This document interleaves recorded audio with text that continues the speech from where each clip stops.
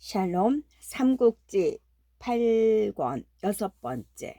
조조는 외마어디 소리와 함께 몸을 뒤집으며 말에서 떨어졌다. 그걸 본 위원이 활을 버리고 칼을 뽑아 들더니 말 허리를 박차하며 조조가 있는 언덕으로 뛰어 올라왔다.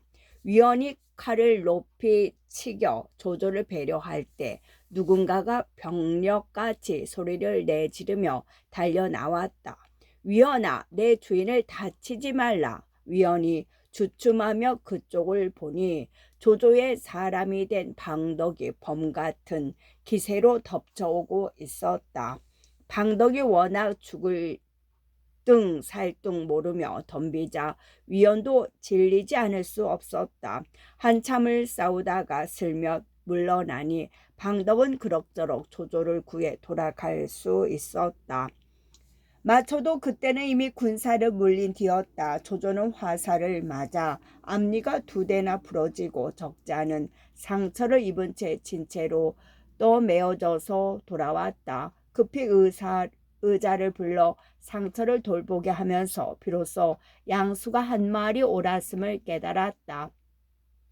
조조는 늦은 대로 양수의 시신을 거두어 후하게 장사 지내준 뒤 군사를 물려 돌아가기로 마음을 정했다.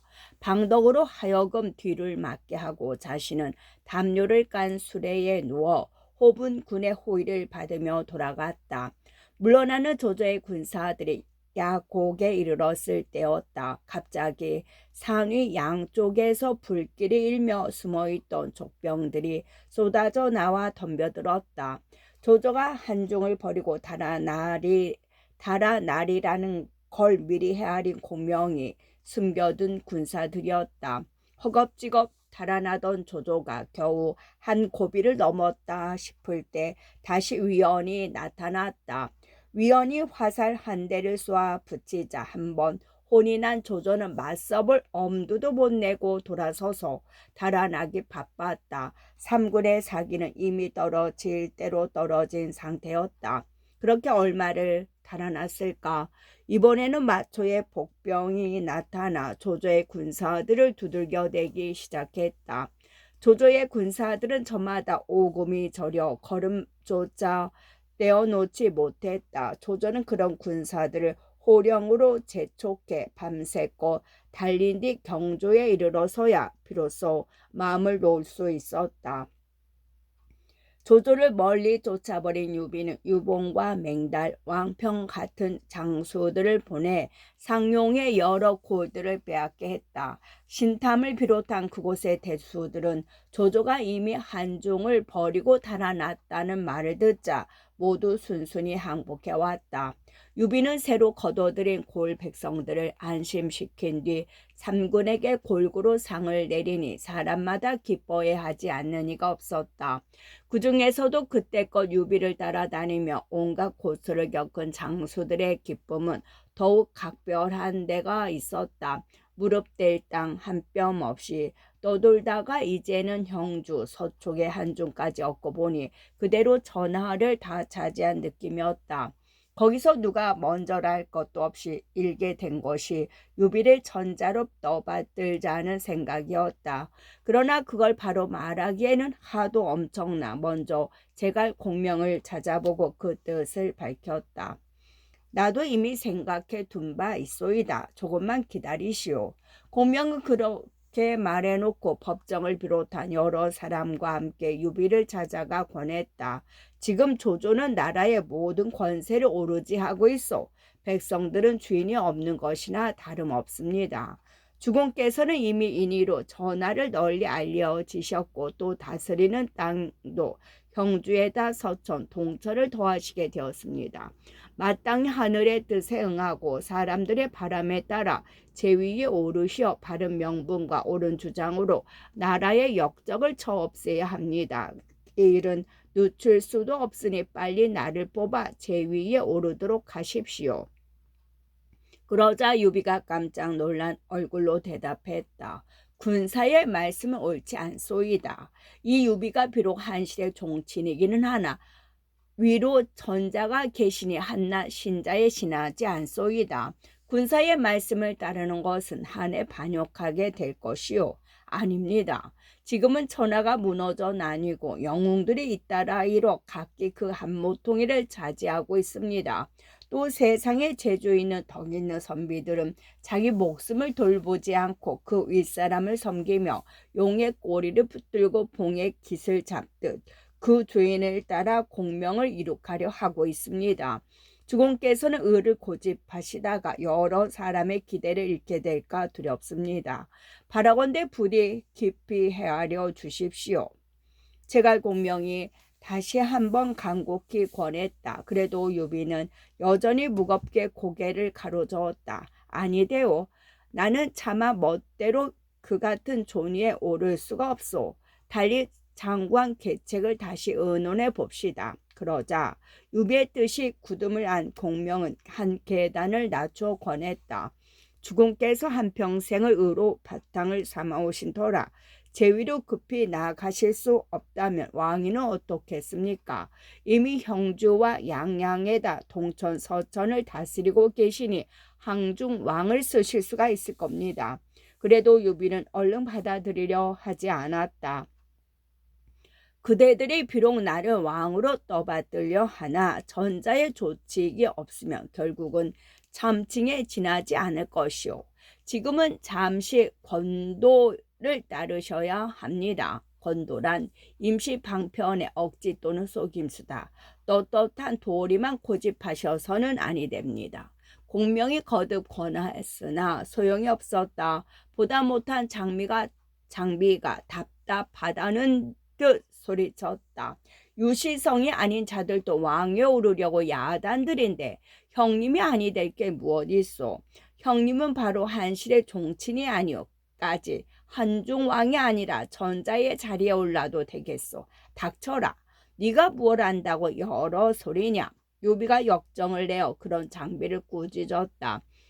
그의 깊이 모를 속에서 바라는 것이 무엇인지는 모르나 적어도 아직 왕위로 나가고 싶지 않다는 것만은 진심인 듯했다. 원술이 황제를 자칭하다가 허망하게 무너졌고 조조도 왕위로 나가려다 순유 같은 오래된 제사들을 잃은 것이 마음에 걸린 것일까. 그래도 제갈량은 단념하지 않았다. 한층 정색을 하고 목소리를 가다듬며 유비에게 졸랐다. 주공께서 우선 편의에 따라 한중왕에 오르신 뒤 조정의 표문을 올려도 늦지 않습니다. 전자께서 반드시 허락하지 않으시리라는 법도 없지 않습니까? 뒷날 어떤 평자는 유비 및 그가 이끄는 집단을 가리켜 현실 감각이 결여된 전통주의자이며 이미 백성들의 수탈 체제로만 전락한 한을 계승하여 그 체제를 유지하려 했던 반동적인 집단으로 몰고 있다. 그는 또 유비와 제갈량을 한 마리의 홈란을 틈타 권력을 탈취하려는 야심가들이며 조조 같은 새롭게 일어나는 혁명적 영웅을 시샘한 시대착오적 인물이라고까지 깎아내렸으나 거기까지는 아무래도 지나친 것 같다. 턱없이 유비만을 내세우는 비역사적 정통론에 대한 반발이겠지만 그것은 한쪽이 기우는 걸 바로잡으려고 다른 한쪽을 너무 덜어내 이번에는 거꾸로 균형을 잃게 한 것이나 다름없다. 적어도 권력을 향한 의지의 표명을 본다면 언제나 조조 쪽이 더 적극적이었고 그 실현에 있어도 늘 유비보다 한 발 앞섰다. 어떤 이는 생전에 제위에 오르지 않은 것으로 그의 제위에 대한 야심을 묻어두려 하나 그가 아들 조비를 위해 구축해둔 체제를 보면 반드시 그렇게 말할 수만은 없다. 그리고 이 점에서 유비의 사양도 반드시 고가운 위선으로 해석할 것까지는 없다. 유비는 제갈 공명을 비롯한 여러 사람의 권유를 2번, 3번 거듭 사양하다가 나중에야 겨우 허락했다. 유비가 한중왕으로 나가는 의식을 치른 것은 건한 24년 7월의 일이었다. 면양에는 둘레 9리의 단이 쌓아지고 오방을 정해 기치와 의장이 버려 세워졌다. 그리고 모든 신하들이 순서에 따라 늘어선 가운데 허정과 법정이 유비를 단위로 정해 올렸다. 유비는 거기서 왕관과 옥새를 받고 남쪽을 향해 앉아 문무벼슬아치들로부터 하례를 받았다. 이어 유비는 후사를 정함과 아울러 그때껏 자기를 거두어준 이들의 벼슬을 올렸다. 아들 유선을 세워 세자로 삼고 허정은 그 스승인 탭으로 높였다. 법정은 상서령이 되었으며 제갈량은 군사로서 이제는 나라의 모든 군무를 도맡아 다스리게 되었다. 관우, 장비, 조은, 마초, 황충 다섯은 장수 중에서도 특히 오호 대장으로 세워 남달리 높였으며 위원은 한중 태수로 삼아 그 공을 죽여 주었다. 그 밖에 다른 모든 사람들에게도 각기 공에 따라 벼슬을 내리니 그때껏 한 군사 집단에 지나지 않던 유비의 세력은 드디어 한 왕국의 체제를 갖추고 새로워졌다. 나라 안리를 대강 마무리한 유비는 허도의 전자에게도 표문을 올렸다. 비는 한낱 벼슬아치로서 상장의 소임을 맡아 삼군을 이끌고 밖으로 나왔으나 아직 역적을 없애고 나라의 어지러움을 바로잡지 못했으며 왕실을 든든히 하지도 못했습니다. 폐하의 거룩한 가르치심이 갈수록 힘이 없어짐과 천하가 아직 평안치 못함을 보고만 있으려니 걱정으로 머릿속이 쪼개지는 듯합니다. 지난날 동탁이 들어와 나라를 어지럽힌 뒤로 여러 흉측한 무리들이 떼지어 일어나 온 전지의 껍질을 벗겨놓듯 모질게 활개쳤습니다. 그러하되 폐하의 성덕과 위엄에 힘있고 신하와 백성들이 뜻을 함께함으로써 덜어는 중위로서 치고 덜어는 하늘이 벌을 내려 다행히도 흉측한 무리는 거의 자취를 감추었습니다. 아직 조조가 남아 나라의 권세를 힘으로 차지하고 끔찍하고 못된 일을 저지르고 있을 뿐입니다. 신은 일찍이 거기 장군 동승과 짜고 조조를 없애려 했으나 이를 꾸밈이 치밀하지 못해 오히려 동승이 죽는 꼴만 보게 되었습니다. 그때 겨우 빠져나온 신은 근거지를 잃고 떠돌게 되매 마음이 가득한 것은 중이뿐 조조가 온갖 극악한 짓을 해도 어찌할 수가 없었습니다. 조조가 황후를 시해하고 황자마저 짐새의 도구로 해침을 보고 여럿이 힘을 모아치고자 했으나 모두가 겁많고 힘없어 그 또한 이 세월이 지나가도록 아무런 성과를 얻지 못한 겁니다. 언제나 두려운 것은 이렇다 헛되이 죽어 끝내 나라의 은혜에 보답하지 못하게 되는 것이라 자나깨나 탄식으로 긴 밤을 앓듯이 지냅니다. 이제 신이 거느리는 무리들은 우서의 본보기를 따라 한 가지 외람된 정을 드리고자 합니다. 천자가 구족에게 두텁게 대하고 그들도 전자를 보살피고 도와 제위와 왕위를 서로 주고받는 것은 옛부터 있어온 법도입니다. 주나라를 살피건대 주실은 종친 외에 희씨도 왕으로 세웠으나 끝내 힘을 다해 주실을 도운 것은 종친을 세운 진과 정이었으며 우리 대한의 고조께서도 여씨를 세워 왕으로 삼은 적이 있으나 마침내는 그들을 베어내시고야 나라가 평안해졌던 겁니다. 지금 조조는 바르고 고든 일을 미워하고 자신을 따르는 무리만 가득 모아들였을 뿐만 아니라 흉측한 마음을 감추고는 있어도 실은 나라를 도적질할 마음이 이미 드러난 지 오래입니다. 그러하되 종친들은 힘이 없고 이렇다 할 벼슬도 차지하고 있지 못해 제시를 도울 길이 없기에 이제 옛날의 법식에 따라 신을 대사마 한중 왕으로 받들려 하고 있습니다. 엎드려 생각건대 신은 나라의 두터운 은혜를 입은 데다 한 지방을 맡아 다스리는 자리에 있으나 힘을 다해도 되는 일은 없고 허물만 쌓아갈 뿐입니다. 그런 신에게 어찌 대사마 항중 왕이 하당하겠습니까? 오직 스스로의 죄를 무겁게 할 뿐이라 여겨 마다했었습니다. 그런데도 신을 따르는 무리가 의를 내세워 말하기를 신이 나서지 않으며 역적을 없애고 나라의 어지러움을 바로잡을 사람이 없어 장차 제실마저 쓰러지고 말 것이라 하여 조르기를 그치지 않았습니다. 신이 비록 어리석고 힘없으되 그 또한 지나들을 말은 아니라 몇 날을 두려움과 걱정으로 머리가 쪼개질 듯 보냈습니다.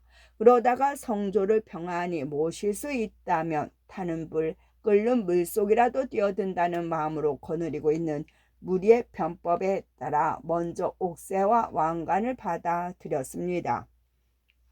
이제 폐하를 우러러 자코를 빌려하니 비록 두터운 은총을 받고 벼슬 또한 낫지 않았던 이 몸이나 걱정되고 두렵기가 마치 위태로 낭떠러지에 선 듯합니다. 오직 힘과 정성을 다하여 군사를 기르고 여러 의로운 이들을 모은 뒤에 하늘의 뜻에 따르고 정해진 때에 맞추어 흉악한 역적을 칠 것을 맹세드리며 엎드려 표문을 올립니다. 부디 윤허하여 주시옵소서. 유비가 올린 표문은 대강 그러했다. 조조가 천자를 끼고 있어 허락이 안 내릴 줄 뻔히 알면서도 최소한의 합법성을 갖추고 싶었던 까닭이었다. 불길은 서천에서 형주로, 불길은 서천에서 형주로. 스스로 먼저 항중왕이 된 뒤에 다시 그 허락을 구하는 유비의 표문이 허도에 이르자 조정은 벌집을 쑤신 듯했다. 소문을 들은 조조는 성부터 먼저 냈다. 이 돗자리나 짜던 어린 놈이 어찌 이럴 수가 있단 말이냐. 내 맹세코 이놈을 죽이리라. 길길이 뛰며 그렇게 소리치고 곧 좌우를 돌아보며 영을 내렸다.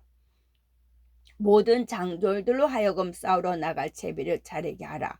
그들과 더불어 서천으로 가서 유비 군음의 결판을 내리라. 그러자 어떤 사람이 나서며 그런 조조를 말렸다. 대왕께서 한때의 분노를 못 이기시어 몸소 군사를 이끌고 멀리 싸우러 가셔서는 아니 됩니다. 제게 한 가지 계책이 있으니 구태여 활을 당기고 화살을 쏘지 않아도 유비로 하여금 서천에 앉은 채 화를 입게 할 수가 있습니다. 그리하여 그 군사가 지치고 그의 힘이 다했을 때 장수 하나만 보태면 서천은 어렵지 않게 평정될 겁니다. 조조가 못마땅한 눈길로 그를 보니 다름 아닌 사마였다. 그의 충성은 썩 미덥지 않아도 재주는 믿는 조조라 얼른 낯빛을 부드럽게 하며 물었다. 다른 무슨 좋은 계책이 있는가? 강동의 손권을 움직이면 됩니다. 손권은 그 두이를 유비에게 시집 보냈으나 틈이 벌어지자 몰래 데리고 와 버렸고 유비는 또 빌린다는 핑계로 형주를 차지한 뒤 아직껏 돌려주지 않고 있습니다. 그래서 서로 이를 갈고 있는 사이가 되었으니 이제 말 잘하는 일을 하나 뽑아 손권을 달래보도록 하십시오. 손권이 거기 따라 크게 군사를 일으켜 형주를 치면 유비는 동천 서천의 군사를 한 바퀴 끌고 형주를 구하러 올 겁니다. 그때 대왕께서 군사를 보내 한중과 서천을 치면 유비는 꼬리와 머리가 서로 돌볼 틈도 없이 위태로운 지경에 떨어지고 맙니다. 조조가 들어보니 멋진 계책이었다. 몹시 기뻐하며 곧 그를 닦아 만총에게 주며 강동으로 보냈다. 강을 건넌 만총이 손권에게 만나보기를 정하자 손권은 먼저 모사들을 불러 모아놓고 물었다. 조조가 만총을 보냈다는데 이를 어떻게 대하면 좋겠소? 위와 오는 원래 원수진 일이 없으나 제갈량의 말에 넘어가 양가가 싸움 없이 넘기는 해가 없을 지경에 이르고 말았습니다. 그 바람에 수많은 목숨이 지고 백성들의 살이 어려움이 이만저만 아닙니다. 짐작건대 이제 만총에 온 것은 틀림없이 화평의 뜻을 전하려는 것일 듯 싶으니 주공께서는 예의를 갖추어 대접하도록 하십시오. 유비와 제갈량에게 그리 좋은 감정이 아닌 장소가 일어나서 그렇게 권했다. 송건도 누이를 데려온 뒤로는 더욱 유비와 사이가 틀어져 있던 터라 군소리 없이 그 말을 받아들였다. 곧 모사들을 보내 만총을 성 안으로 맞아들이게 했다. 만총이 들어와 예를 표하자 성권은 그를 귀한 손님처럼 대접하며 맞았다. 만총이 조조가 써준 글을 올리며 말했다. 오와 위 두 나라는 원래 원수진 일이 없으면서 유비 때문에 사이가 벌어지게 되었습니다. 어느 편을 위해서도 이로운 일이 못됩니다. 이제 위왕께서는 저를 보내시어 장군께서 형주를 치도록 권하라 하셨습니다. 그러면 위왕께서는 서천으로 군사를 내려 유비의 머리와 꼬리를 한꺼번에 두들기려 겁니다. 유비를 쳐부순 뒤에는 그 땅을 같이 나눠 가지고 서로 침범하지 않겠다는 맹세를 세우자고 하십니다. 송건이 대답 없이 조조가 보낸 글을 뜯어보니 거기 적힌 내용도 같은 소리였다. 송건은 잔치를 열어 만총을 다 잘 대접하고 객사로 보내쉬게 한 뒤 모사들을 불러 어떻게 하면 좋을까를 물었다. 고웅이 일어나 말했다. 이게 비록 우리를 깨는 소리라 해도 그럴듯한 데가 있습니다. 이제 한편으로는 만총을 보내 조조와 약조를 맺고 유비의 꼬리와 머리를 한꺼번에 두들기는 일을 진척시키시면 다른 한편으로는 사람을 강 건너로 보내 관우의 움직임을 살펴보게 하십시오. 일은 그 뒤에 손을 대도록 해야 할 겁니다. 그러나 제갈그는 고운과 생각이 달랐다. 제가 듣기로 운장은 형주로 온 뒤에 유비가 장가를 들여주어 아들 하나와 딸 하나를 두었다 합니다. 그 딸은 아직 어려 혼처를 정하지 않았으니 제가 가서 주공의 세자와 정원하자고 정해보겠습니다. 만약 운장이 허락하면 바로 운장과 함께 의논해 힘을 합쳐 조조를 칠 것이요. 허락하지 아니하면 그때 가서 조조를 도와 형주를 빼서 버리는 게 어떻겠습니까? 어떻게든 유비 쪽에도 한번 기회를 주자는 생각에서 제갈그는 그런 계책을 내놓았다. 유비에 대한 감정이 좋지 않은 것은 사실이었으나 송건도 감정대로만 할 수는 없었다. 유비가 없어진 뒤 과연 조조가 자신과 함께 전하를 나눠 가질지는 유비가 아무 소리 없이 형주를 내놓는 일만큼이나 기대하기 어려웠다. 잠깐 생각하다 제갈근의 계책을 따르기로 했다. 송건은 먼저 좋은 답을 주어 만총을 허도로 돌려보낸 뒤 다시 제갈근을 사자로 삼아 형주로 보냈다. 형주에 이른 제갈근은 성 안으로 들어가 관우를 찾았다. 자유께서는 이번에 무슨 일로 오시었소? 관우가 제갈근을 맞으며 의심쩍은 눈길로 물었다. 제갈근이 준비해 간 대로 대답했다. 특별히 양쪽 집안을 좋은 일로 맺어주려고 왔습니다. 특별히 양쪽 집안을 좋은 일로 맺어주려고 왔습니다. 그게 무슨 뜻이요? 저희 주인 오흑께는 아드님이 한 분 계시는데 매우 총명하십니다. 마침 장군께 따님이 한 분 계시다는 말을 듣고 특히 저를 보내 혼인을 정하게 하신 겁니다. 이번에 양쪽 집안이 맺어져서 힘을 합쳐 조조를 접으신다면 또한 아름다운 일이 아니겠습니까? 이렇게 간곡히 정하오니 군우께서는 부디 헤아려 주십시오. 하지만 관우는 헤아리고 자시고 할 것도 없었다. 제갈근의 말이 끝나기도 전에 벌컥 성이 나 소리쳤다. 범의 딸을 어찌 개의 아들에게 시집 보낼 수 있겠는가? 그대 아우의 낯을 보지 않았더라면 선체로 그대의 목을 베었으리라. 여러 소리 말고 물러가라. 그러고는 좌우를 불러 제갈근을 쫓아냈다. 그 정원 뒤에 숨은 동호의 관계를 알아차리고 그랬다고 보아줄 수도 있지만 뒷사람들 가운데는 그걸 지나친 자부심의 병이었다 말하는 이도 있다. 천하의 셋 가운데 하나를 차지하고 있는 송건을 개에 견주고 스스로는 범에 견주었으니 실로 끈모를 자부심이라 아니할 수 없었다. 그러나 또한 그게 유비에게는 증원 진출의 교두부를 잃게 만들고 스스로에게는 목숨을 재촉한 계기 중에 하나가 됐으니 유비에게는 한사요 그 자신에게는 병이라 할 만하다. 머리를 쌓고 쫓겨난 제갈근은 송건에게 돌아가 관운장에게서 들은 대로 전했다. 그 소리를 듣고 누가 가만히 있겠는가. 송건이 머리끝까지 화가 치솟아 소리쳤다. 그놈이 어찌 이리 무례할 수 있단 말이냐. 그러고는 곧 장수를 비롯한 문무의 벼슬아치를 불러 모아 형주를 칠 의논에 들어갔다. 손건이 분한 마음을 못 이겨 무턱대고 형주로 군사를 내려 하자 보질이 나서서 깨우쳐 주었다. 조조는 이미 오래전부터 한나를 없애고 전자 자리를 제가 차지하려 마음먹었으나 유비가 두려워 함부로 하지 못하고 있습니다. 이제 이곳으로 사자를 보내 촉을 치라고 권하는 것은 유비의 칼끝을 우리 동호에게로 돌리려는 수작임에 틀림없습니다. 그렇지만 나도 형주를 되찾으려 한 지 이미 오래요. 형주를 되찾자면 유비와 싸우는 수밖에 더 있어. 손권이 언짢은 얼굴로 그렇게 받았다. 그런 손권에게 한 가지 계책을 내놓았다. 지금 조이는 양양과 번성에 군사를 머물게 하고 있는데 그 땅과 형주 사이에는 장강의 험한 물줄기가 가로놓이지 않았습니다. 마른 땅만 밟고도 형주를 치러 갈 수 있는데 어째서 스스로 치지는 않고 주공께 군사를 내라고 조릅니까? 그것만 봐도 조조의 속셈은 뻔합니다. 주공께서는 먼저 허도에 사람을 보내 조조로 하여금 조인에게 물길로 형주를 치라는 영을 내리게 하십시오. 조인이 형주를 밀고 들면 관우장은 반드시 군사를 움직여 번성을 빼앗을 겁니다.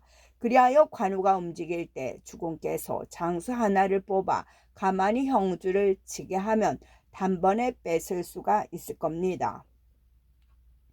조조가 권하는 대로만 하기에는 꺼림칙한 데가 있던 송건도 그의 말을 옳게 여겼다. 고 사자를 허두로 보내 조조에게 형주로 먼저 군사를 내주기를 정했다. 조조는 동호가 군사를 움직이겠다는 말에 기뻐 사자를 잘 대접해 동호로 돌려보내고 다시 만총을 번성으로 보냈다. 거기 있는 조인을 도와 형주를 치게 하려 함이었다. 이때 유비는 위원에게 군마를 맡겨 한중을 지키게 하고 자신은 여러 벼슬아치와 더불어 성도로 돌아가 있었다. 새로 왕위에 올랐으니 궁궐도 짓고 관보와 역관을 마련해야 했기에 연일 분주한 나날이었다. 성도에서 백수까지 400여 곳에 우정을 마련해 나라 안에 연락이 빠르고 숨쉬게 만든 것도 그 무렵이었으며 한편으로는 군량과 마초를 쌓고 창칼을 만들어 증원을 엿보는 일도 게을리하지 않았다. 그러던 어느 날 여러 곳에 풀어놓은 세작 가운데 하나가 달려와 급한 소식을 전했다. 조조가 동호와 손을 잡고 형주를 치려하고 있습니다. 그 말을 들은 유비는 깜짝 놀랐다. 얼른 공명을 불러 어찌했으면 좋을까를 물었다. 공명은 별로 걱정하는 기색도 없이 대꾸했다. 조조가 반드시 이따위 계책을 꾸밀 줄 알았습니다. 그러나 동호에는 제주 있는 모사들이 매우 많으니 조조의 뜻대로는 되지 않을 겁니다. 틀림없이 조조로 하여금 조인에게 먼저 군사를 움직이라는 영을 내리게 만들 겁니다. 그렇다면 더욱 큰일이 아니겠소. 운장은 등과 배로 적을 맞게 될 터인즉 이를 어찌하면 좋겠소. 유비가 한층 걱정스러운 얼굴로 말을 받았으나 공명은 여전히 태어난 얼굴이었다. 사람을 운장에게 보내어 먼저 군사를 일으키게 하십시오. 운장이 번성을 두들겨 빼앗아 버리면 적군은 간담이 서늘해져서 절로 무너져 내릴 겁니다. 그게 어떤 결과를 끝날지 모르지만 우선은 듣기만이라도 시원했다. 유비는 크게 기뻐하며 전부 삼아 비시를 뽑아 형주로 보냈다. 비시가 형주에 이르자 운장은 성을 나와 그를 맞아들였다. 예를 끝난 뒤 운장이 비시에게 물었다. 우리 형님 한종환께서는 나에게 어떤 벼슬을 내리셨소? 오후 대장의 으뜸으로 세우셨습니다. 비시가 별 생각 없이 그렇게 대답했다. 그러자 관우가 되물었다. 오후 대장이란 무엇이오? 장군과 장비, 좋은 마초, 황중 5분 여러 장수 가운데서도 특히 높이 쳐서 그렇게 이름하셨습니다. 비시는 아는 대로 말할 수밖에 없었다. 그 말을 들은 관우가 대뜸 성난 소리로 외쳤다. 익덕은 내 아우니 말할 것 없고 마초는 여러 대에 걸쳐 이름 있는 집 자손이요. 자룡은 형님을 따른 지 오래되어 나와 나란히 서도 될 것이나 황충은 어떤 자이건데 감히 나와 같은 줄에 섰단 말인가. 대장부로서는 결코 그따위 늙은 졸개와 같은 줄에 서지는 않을 것이요. 그리고 유비가 내린 인수를 받으려 들지 않았다. 비시는 난감했다. 잠시 생각하다 문득 빙그레 웃으며 관우에게 다일렀다. 그것은 장군께서 들리신 말씀입니다. 지난날 소화와 조참은 고조와 더불어 대사를 일으켜 가장 가까운 사이였고 한시는 초에서 달아난 장수에 지나지 않았습니다. 그러나 나중에는 왕이 되어 소화와 조참의 윗자리에 올랐건만 소화와 조참이 그 일을 원망했다는 말을 듣지는 못했습니다. 이제 한중왕께서는 비록 장군을 오후 대장의 으뜸으로 세우셨으나 장군은 한중왕과 형제이신이 한 몸이나 다름없습니다. 곧 한중왕의 장군요, 장군이 한중왕인 겁니다. 어찌 다른 사람이 거기 미치겠습니까? 장군께서는 항중한 전하의 두터운 은혜를 입으셨으니 마땅히 기쁨과 슬픔을 함께하고 화와 복을 더불어 나누셔야 합니다. 벼슬 이름이나 그 높고 낮음을 남과 견주는 것은 장군께서 하실 일이 못됩니다. 부디 깊이 헤아려 주십시오. 그제서야 관우도 크게 깨달은 바 있었다. 비시에게 2번 절하며 말했다. 내가 사람됨이 밟지 못해 그대의 가르침이 아니었던들 큰일을 그르칠 뻔했소. 그리고 두말 없이 항중왕에 내린 인수를 받았다. 비시는 이어 관우에게 군사를 내어 번성을 뺏으라는 한중왕의 명을 전했다. 관우는 곧 그 명을 받들어 부사인과 미방을 선봉으로 군사 한 갈래를 성 밖으로 내는 한편 성 안에 큰 잔치를 벌여 비시를 대접했다. 관우와 비시가 권커니 작커니 하며 술잔을 기울인 가운데 밤은 깊어 이경 무렵이 되었다. 문득 사람이 달려와 성 밖으로 나가 있는 군사들의 진체에서 불이 난 것을 알렸다. 관우는 급히 갑옷을 걸치고 말에 올라 성을 나갔다. 알아보니 부사인과 미방이 술을 마시는데 군막 뒤에 불이 붙어 화포 쪽으로 옮은 것이었다. 화포 곁에 있던 유황과 염초가 요란한 소리를 내며 터져 온 진체를 흔드는 가운데 거센 불길은 모두 군량과 마초 및 병장기를 깡그리 태워버렸다.